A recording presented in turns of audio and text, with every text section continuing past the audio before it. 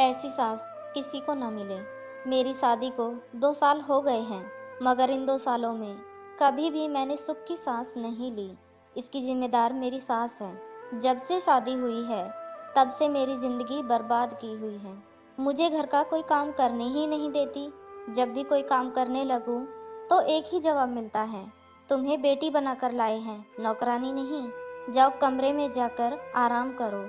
मैं तंग आ गई हूँ सारा दिन बिना काम के रहकर।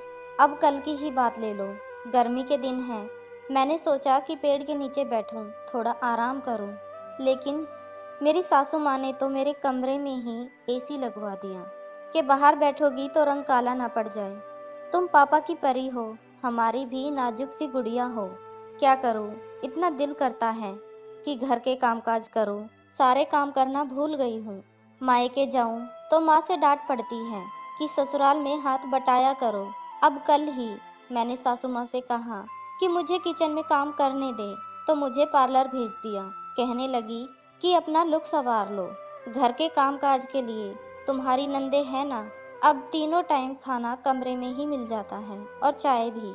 पति से शिकायत की तो पति कहने लगे, इस मामले में मैं कुछ नहीं कर सकता, मैं माँ से बात नहीं कर सकता, तुम्हें ही सब्र करना होगा। आज सुबह ही सासू माँ पति से कह रही थी, इसे किसी ठंडी जगह पर घुमाने ले जाओ, यहाँ बहुत गर्मी पड़ रही है। मैं तो तंग आ गई हूँ इन सब चीज़ों से। अब आप ही बताओ मैं क्या करूँ, रोने का बहुत दिल कर रहा है। हे मालिक, ऐसी सास किसी को ना दे।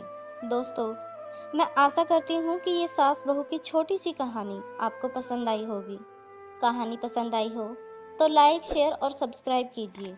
और इस कहानी पर आपकी क्या राय है हमें कमेंट कर ज़रूर बताएं।